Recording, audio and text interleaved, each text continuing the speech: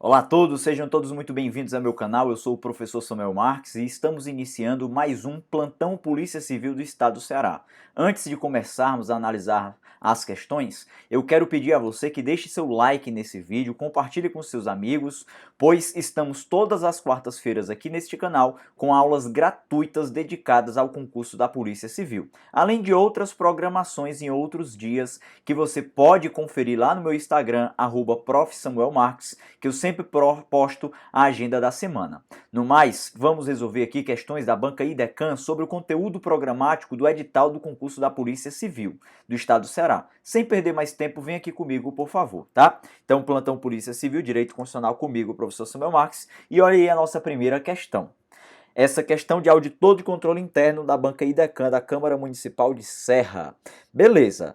Tracinhos são aqueles que, de imediato, no momento em que a Constituição é promulgada, não têm o condão de produzir todos os seus efeitos, precisando de uma lei integrativa infraconstitucional. Considerando a aplicabilidade das normas constitucionais, assinale a alternativa que completa corretamente a afirmativa anterior. Então ele quer que a gente preencha essa lacuna. E neste ponto, pessoal, devemos observar aquele tópico do edital da Polícia Civil do Estado do Ceará que fala sobre a aplicabilidade das normas constitucionais, que trata de normas constitucionais de eficácia plena, de eficácia contida e de eficácia limitada. Aqui, neste caso, devemos determinar qual é o tipo de eficácia de norma constitucional que tem essa característica não integrativa, essa característica que precisa de uma complementação legal. É daí também que a gente vai tirar um outro raciocínio no nosso conteúdo programático do edital sobre aquela noção de norma programática. Você já ouviu falar sobre isso? Toda norma programática é caracterizada desta maneira aqui. É caracterizado no sentido de que precisa de algo para integrá-lo à efetividade. Então vem aqui comigo, por favor, tá? Antes da gente analisar aqui os itens, eu gostaria de falar um pouco com vocês sobre a aplicabilidade das normas constitucionais. Trata-se de uma classificação feita por um grande doutrinador de direito constitucional chamado de José Afonso da Silva. Nós falaremos aqui, pessoal, sobre 3 tipos de norma para José Afonso da Silva de acordo com sua classificação de aplicabilidade. Falaremos de normas constitucionais de eficácia plena, eu vou colocar assim de forma mais abreviada, tá bom? De eficácia plena. Falaremos de normas constitucionais caracterizadas como de eficácia contida. E falaremos de normas constitucionais também caracterizadas como de eficácia limitada. É até interessante, logo após eu fazer essa classificação, de a gente fazer já a noção, integrar isso aqui à noção daquele remédio constitucional que todos vocês conhecem, chamado de mandado de injunção. E também posso destacar aqui outro conteúdo, outro ponto cobrado no conteúdo programático da Polícia Civil em Direito Constitucional, é sobre uma possível ação de controle de constitucionalidade relacionado a uma dessas eficácias de normas constitucionais. Daqui a pouco a gente chega lá, tá? Eu só estou dando spoiler para que você saiba que tudo isso está relacionado, que tudo isso está ligado. Então nós temos 3 tipos de eficácia, de acordo com a classificação de José Afonso da Silva, tá? A eficácia plena, eficácia contida e eficácia limitada. Só para que você saiba, a eficácia plena é aquela norma que tem por caracterização uma ideia de aplicabilidade imediata e uma noção de que ela não pode ser restringida por lei.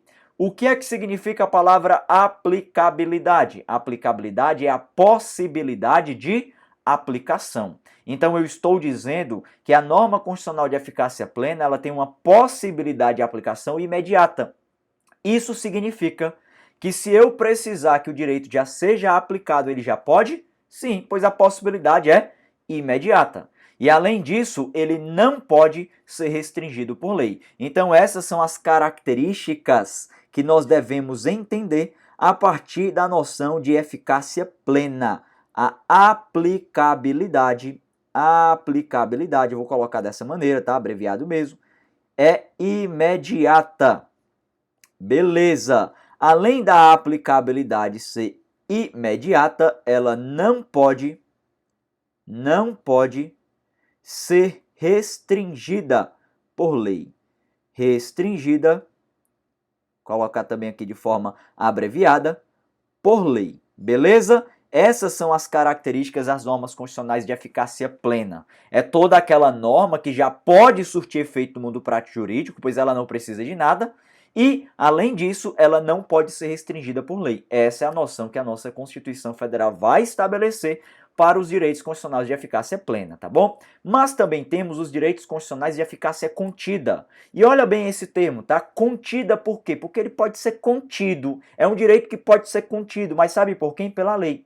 Mas devemos lembrar que a primeira característica do direito constitucional de eficácia contida é também ter aplicabilidade imediata. Ou seja, é um direito que já pode ser aplicado no mundo prático jurídico.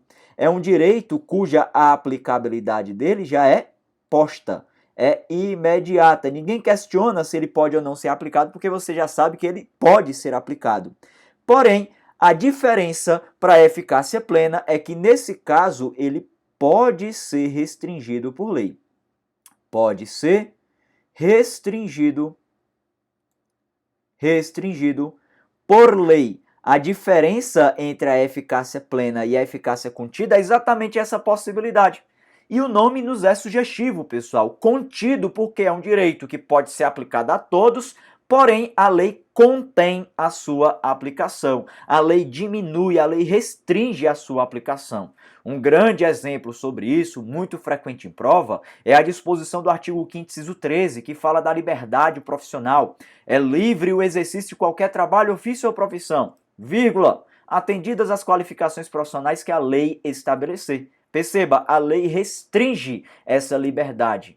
Mas se não tiver a lei, esse direito é aplicado a quem? A todos. Isso é uma característica de um direito constitucional de eficácia contida. E temos também o direito constitucional de eficácia limitada. Esse, pessoal, é o mais diferente de todos. Por que ele é diferente? Porque sua aplicabilidade, ou seja, a sua possibilidade de aplicação, não é imediata. A sua possibilidade de aplicação é mediata. Para quem não sabe o que significa a palavra mediata, significa dizer o contrário de imediato. Então, algo imediato é aquilo para agora, algo mediato é aquilo que não é para agora. Por que a sua aplicabilidade é mediata? Porque, neste caso, esse direito, ele necessita, sabe de quê? De uma complementação legal. Então, eu vou colocar essa informação aqui para vocês. Esse direito necessita de complementação legal. É isso que a gente vai compreender sobre um direito constitucional de eficácia limitada. E perceba, ele necessita. Se ele necessita, quer dizer o quê? Que caso falte essa complementação legal, ele não vai poder ser devidamente exercido. Essa é a ideia que você vai levar para a sua prova. Então, temos 3 direitos constitucionais quanto à aplicabilidade: eficácia plena, eficácia contida e eficácia limitada. Aí você vai analisar uma série de direitos constitucionais, vai analisar que alguns deles podem ser aplicados de imediato e vai analisar que outros não podem ser aplicados de imediato. Aí você vai observar, os que forem aplicados de imediato serão ou de eficácia plena ou de eficácia contida.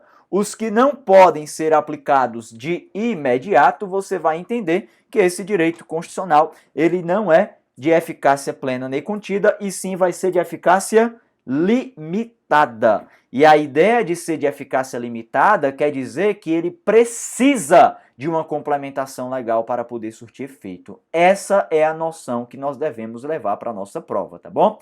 Feitas essas considerações, volta comigo aqui para a nossa questão. Então, perguntou aí qual é o direito, né? Ó, tracinhos são aqueles que de imediato, no momento em que a Constituição é promulgada, não tem o condão de produzir todos os seus efeitos, precisando de uma lei integrativa infraconstitucional.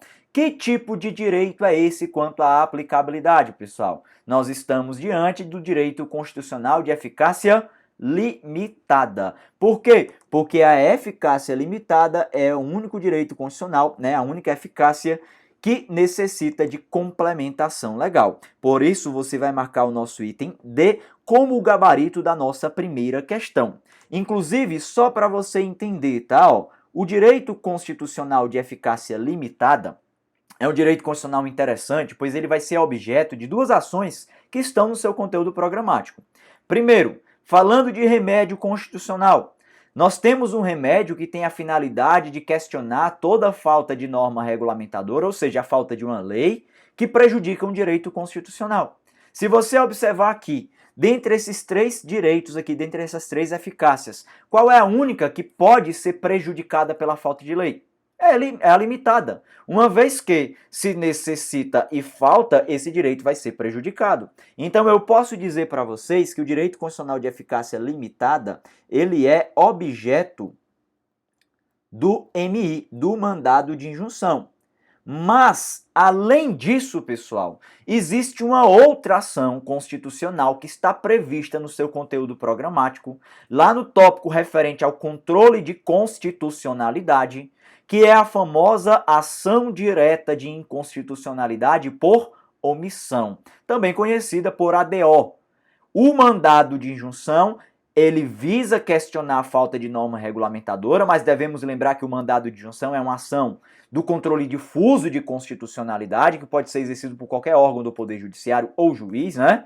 E quando eu falo da ação direta de inconstitucionalidade por omissão, a ADO, esta faz parte do controle concentrado de constitucionalidade em que somente o Supremo Tribunal Federal pode julgar quando o parâmetro for a norma constitucional federal. E devemos lembrar também que existe uma diferença quanto aos efeitos, né? Geralmente, no mandado de injunção, por ser uma ação do controle difuso, o efeito é inter partes. Já no controle concentrado, o efeito é erga omnes, uma vez que o controle a ser analisado ali é um controle abstrato, é um controle feito sobre a lei em tese. Enfim, se você observar bem, pessoal, o direito constitucional de eficácia limitada também é o objeto da ação direta de inconstitucionalidade por omissão, tá bom? Feitas essas considerações interessantes, item D de dado é o gabarito da nossa primeira questão. Vamos passando aqui para a nossa segunda questão. A soberania, a cidadania e o pluralismo político são considerados fundamentos da República Federativa do Brasil, a qual, segundo se pode afirmar com base na Constituição Federal, tem por objetivos fundamentais. Pessoal, aqui é uma questão sobre princípios fundamentais e vale lembrar sempre, tá? Existe uma noção interessante quanto aos princípios fundamentais de acordo com suas localizações. Como assim? Existem princípios fundamentais que são entendidos por fundamentos da República Federativa do Brasil. Existem outros que são entendidos por separação dos poderes. Outros como objetivos, que é o foco desta questão, e outros como princípio das relações internacionais. Perceba bem o que o comando da questão está pedindo. Neste caso em específico, pediu-se objetivos da República Federativa do Brasil.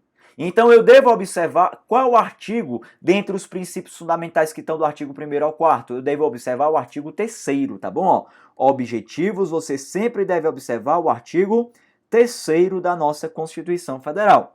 E vale também a consideração de que os objetivos fundamentais, eles são considerados como normas programáticas.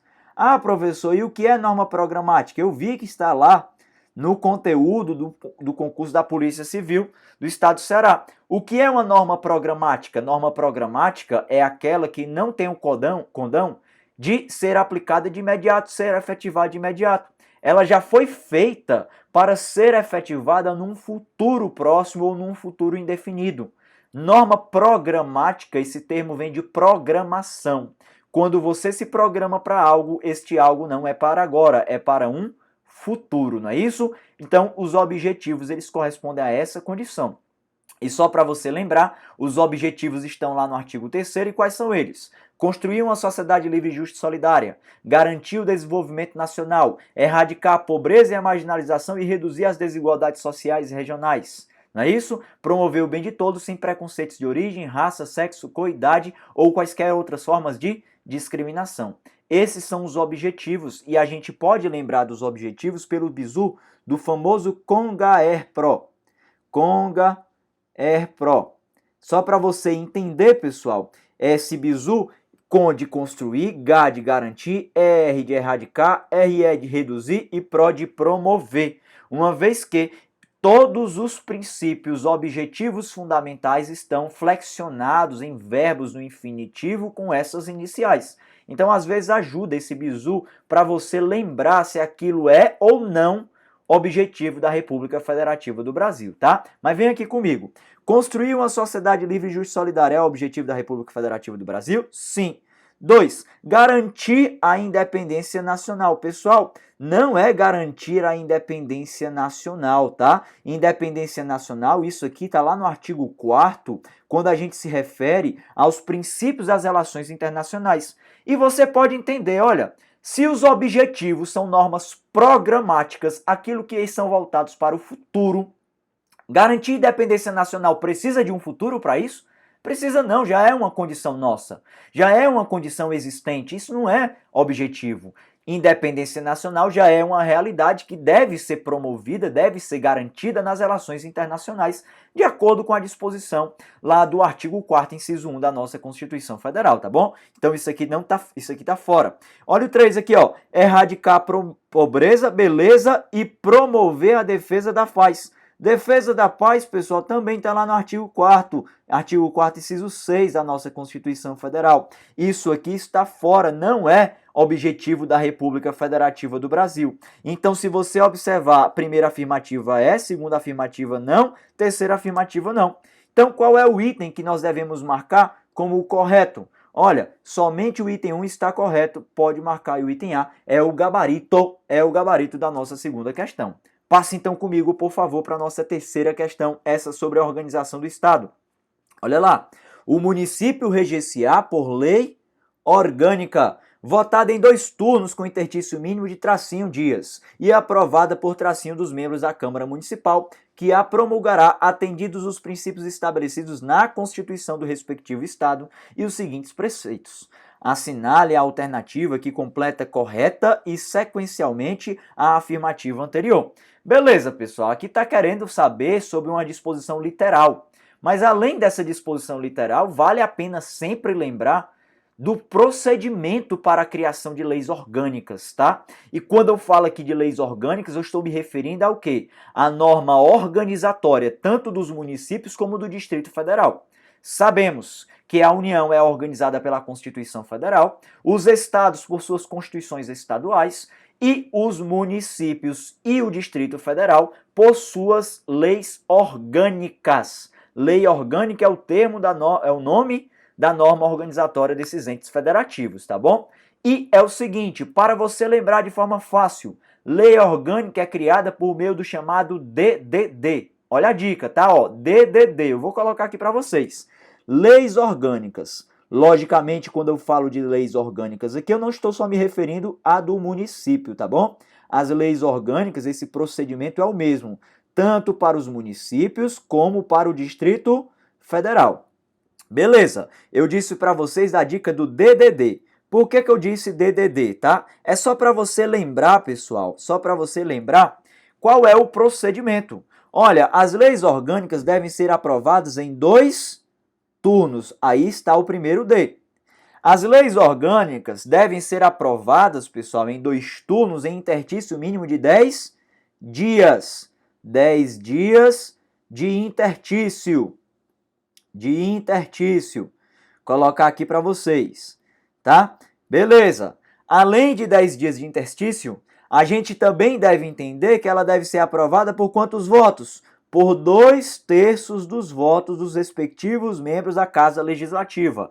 Câmara Municipal se for no município, Câmara Legislativa se for no DF. Então, 2 turnos, 10 dias de interstício e 2/3 dos votos. Esse é o procedimento que você vai lembrar, DDD. Ajuda bastante na hora da sua prova. E é o mesmo procedimento para a lei orgânica do município e do Distrito Federal. Beleza? Anota essa dica que é legal. Então, feitas essas considerações, interstício mínimo de 10 dias. Beleza? E é aprovada por 2/3 2/3 dos votos dos membros da Casa Legislativa. Beleza, vamos procurar. 10 dias e 1/2? Não, é falso. 10 dias e 2/3, correto. Aqui está o nosso gabarito. Se você perceber, com esse simples bizu, você mata a questão. Tanto para a lei orgânica do município, como para o do Distrito Federal. Anota isso que é legal, tá bom? Passa então para a nossa próxima questão. Olha lá a nossa quarta questão. À luz da Constituição Federal, assinale a afirmativa correta a respeito dos direitos e garantias fundamentais. Beleza, olha aí o item A. Não se admitirá a ação privada nos crimes de ação pública. Devemos observar, pessoal, uma disposição importante que está prevista no artigo 5º, inciso 60 da nossa Constituição Federal, quando trata sobre os crimes de ação penal pública, tá? O que é que acontece? Só para que você possa contextualizar essa noção. Existem crimes de ação penal privada, que é aquela que a ação penal depende da ação do próprio ofendido, da própria vítima ali no caso do crime, tá bom? E existem crimes de ação penal pública. Essa ação penal pública pode ser condicionada à representação do ofendido ou pode ser incondicionada, o que indica que o Ministério Público, titular da ação penal pública, ele pode fazê-la sem precisar ali da representação do ofendido. Beleza, o Ministério Público é o titular da ação penal pública. Existe um prazo legal para intentar esta ação. O que é que acontece? Se o crime é de ação penal pública, condicionada ou incondicionada, se foi condicionada, houve a representação, ou se foi incondicionada, não precisou da representação. Mas vamos supor que o Ministério Público não deu andamento a esta ação, ele não intentou esta ação. O que é que a nossa Constituição Federal garante? Garante, neste caso, o Ministério Público não intente ação no prazo legal, que a própria vítima intente ação penal privada. Portanto, pessoal, não se admitirá, deixou errado, tá? Na verdade, diz a nossa Constituição Federal que poderá se admitir ação penal privada nos casos dos crimes de ação penal pública, caso esta não for intentada no prazo legal. Portanto, está errado o nosso item A, e como a questão pediu o correto, você não vai marcar esse item, tá bom? Olha o item B. Cabe mandado de segurança sempre que alguém sofrer ou se achar ameaçado de sofrer violência ou coação em sua liberdade de locomoção, por ilegalidade ou abuso de poder. Uma questão dessa é brincadeira, né? Falou em liberdade de locomoção e em remédio constitucional que deve protegê-la, a gente deve observar a disposição do artigo 5º, inciso 68, que fala do famoso habeas corpus. Quem protege liberdade de locomoção não é mandado de segurança. Quem protege liberdade de locomoção é o habeas corpus. Inclusive, vale a lembrança também, tá, pessoal? Quando eu falo de liberdade de locomoção, eu estou também me referindo a um direito líquido e certo. Como assim, professor? Quem protege direito líquido e certo é o mandado de segurança. Cuidado, cuidado.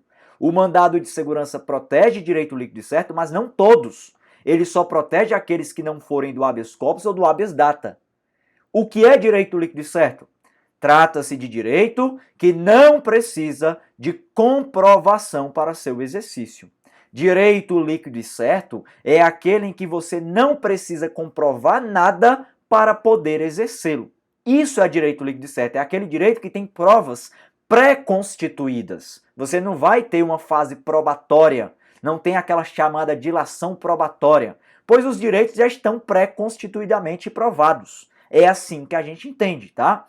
A liberdade de locomoção, direito previsto no artigo 5º, inciso 15, conforme diz a Constituição, é assegurada a todos. Todos podem exercê-la.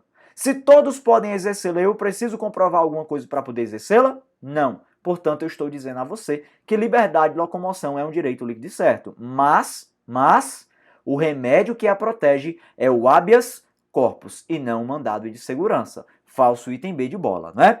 Beleza? Então, passa para o nosso item C.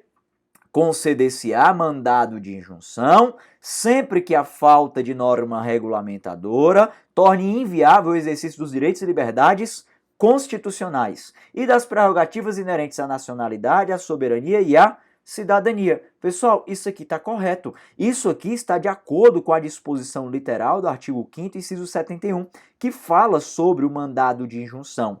Então, pode marcar já aí o nosso item. Inclusive, a gente já falou hoje sobre mandado de injunção, né? O objeto dele é o quê? É o direito constitucional de eficácia limitada, pois é o direito constitucional que precisa de complementação legal. Pois se falta a lei, o que é que se faz, já que o direito está prejudicado? Mandado de injunção nele. Isso como uma ação de controle difuso. Ah, mas vamos falar de uma ação de controle de constitucionalidade concentrado. Qual seria? A ADI por omissão, também chamada, né, pelas siglas ADO, a Ação Direta de Inconstitucionalidade por Omissão, cujo objeto também é uma norma constitucional de eficácia limitada. Sempre que se faltar uma norma a complementar a nossa Constituição e por esta falta prejudicar um direito constitucional, cabe-se uma dessas duas ações. Logicamente, mandado de injunção pode ser intentado por qualquer pessoa, né? Pode ser intentado pela pessoa titular do direito constitucional. Já a ação direta de inconstitucionalidade por omissão, não. Ela tem legitimados específicos, universais e especiais, previstos lá no artigo 103 da nossa Constituição, tá? Estou falando desses dispositivos para você fazer a revisão sobre isso. Tranquilo? Beleza? Então, item C é o nosso gabarito. Olha o item D. São gratuitas as ações populares, as ações civis públicas, o habeas corpus e o habeas data. É o seguinte, tá, pessoal? É o seguinte, a ação civil pública está fora dessa brincadeira, não é remédio constitucional. A ação popular é gratuita? É, mas devemos lembrar que a ação popular é gratuita salvo comprovada má-fé. Salvo comprovada má-fé. Então, compreendemos o seguinte, está falso, tá? Na compreensão analítica da nossa Constituição Federal. Quando a nossa Constituição Federal fala sobre a expressão literal de habeas corpus e de habeas data, aí sim ela trata como gratuito. A ação popular, ela diz, é gratuita, em regra, salvo comprovada má-fé. Mas, logicamente, não deixaria errado, questão na sua prova, se afirmar o seguinte, se afirmar limpo e seco, a ação popular é remédio constitucional gratuito, ponto. Certo ou errado? Certo, tá? Essa é a regra. Agora, se falar na sua prova, a ação popular é remédio constitucional que sempre será gratuito. Ponto. Certo ou errado? Errado. Porque o sempre exclui a exceção e todo salvo é uma exceção. E olha aí o item D, item E. A Constituição Federal não prevê a possibilidade de impetração de mandado de segurança coletivo. Claro que prevê, né? Isso aqui está previsto lá no artigo 5º, inciso 70 da nossa Constituição Federal. Agora, se eu for falar da literalidade do texto da Constituição, não se prevê o mandado de injunção coletivo, porque esse está previsto numa lei, a Lei 13.300 de 2016. Tá? Lá tem o mandado de injunção coletivo, na lei, não na Constituição. O mandado de segurança coletivo, ele existe lá, pode ser impetrado por partido político com representação no Congresso Nacional, por organização sindical, por entidade de classe ou associação legalmente constituída em funcionamento há pelo menos um ano. O mandado de injunção coletivo não tem previsão expressa na Constituição, mas tem possibilidade no ordenamento jurídico. Como eu disse para você, está lá na lei, tá? Na lei do mandado de injunção. É possível impetrar o mandado de injunção coletivo pelos mesmos legitimados do mandado de segurança coletivo. Partido político em representação do Congresso, organização sindical, entidade de classe ou associação legalmente constituída em funcionamento há pelo menos um ano. E aí você acrescenta mais dois para o mandado de injunção coletivo, tá? A Defensoria Pública e o Ministério Público. Está lá na Lei 13.300 de 2016, se eu não me engano, artigo 12, tá? Beleza? Então, item C de casa foi o gabarito da nossa quarta questão. Passa para a nossa quinta e última questão. A Constituição Federal limita o princípio da publicidade nos seguintes casos de violação, exceto. Pessoal, falando em publicidade, devemos lembrar daquele princípio da administração pública previsto no caput do artigo 37, mas devemos sempre fazer um comparativo desse princípio da publicidade com as disposições do artigo 5º, tá? Do artigo 5º, inciso 10, que fala das inviolabilidades da intimidade, da vida privada, da honra e da imagem das pessoas. Olha, o princípio da publicidade da administração pública, dos processos que envolvem os administrados, deve sempre prevalecer. Mas a nossa própria Constituição Federal diz que os processos cuja intimidade, cuja vida privada dos indivíduos sejam ali destacados, como por exemplo uma ação de família, como por exemplo uma ação de divórcio, né, uma ação na vara de família de divórcio. Neste caso, pode-se restringir a publicidade processual, só para você ter noção. Por quê? Porque o princípio da publicidade ele é restringido diante das inviolabilidades de intimidade, de vida privada, de honra e de imagem das pessoas. Então, obviamente, esses são fatores limitadores e é o que nós encontraremos aqui, ó. Ele pediu exceto, então é para você marcar o que não é limitado a partir, né, não é fator limitador ao princípio da publicidade. Honra é um fator limitador? Claro que é. Imagem também, intimidade também. E olha aí o item D, vida pública. Muito fácil essa questão, né? Muito fácil essa questão. A vida pública, logicamente, já que é uma vida do administrado perante a administração pública, ela pode ser publicizada, assim como acontece na regra processual e na regra extraprocessual também, tá bom? Então, quando a gente fala de divulgações de editais, quando a gente fala de divulgações por meio dos diários oficiais, né? Quando a gente fala numa época de vacinação contra o Covid, de disposição de listas de vacinação com nomes de pessoas, inclusive com a data de nascimento, tudo isso, pessoal, faz parte da necessidade de vida pública. Isso não fere no entendimento nem intimidade, nem vida privada, nem honra, nem imagem das pessoas, tá bom? Portanto, item D de dado é o nosso gabarito. E antes da gente encerrar, mais uma vez eu quero deixar à sua disposição aqui o meu Instagram, @profsamuelmarques. Caso você tenha alguma dúvida, manda mensagem lá no direct que será o maior prazer tirar essa dúvida. Também quero pedir a você, mais uma vez, que nos ajude, deixe seu like aí nesse vídeo, compartilhe esse vídeo com seus amigos. Se você ainda não é inscrito no canal, clica em inscrever-se, ativa o sininho das notificações para que você saiba sempre quando tiver conteúdo gratuito disponível aqui para você. Este canal foi criado por mim com o interesse de divulgar gratuitamente algumas aulas, tá? De publicizar essas aulas gratuitamente. A ideia aqui é sem qualquer tipo de fins lucrativos. A minha única remuneração é o seu engajamento. Então, espero que você esteja gostando desses programas e a gente se encontra aqui no meu canal em um outro vídeo. Um forte abraço e até mais. Valeu!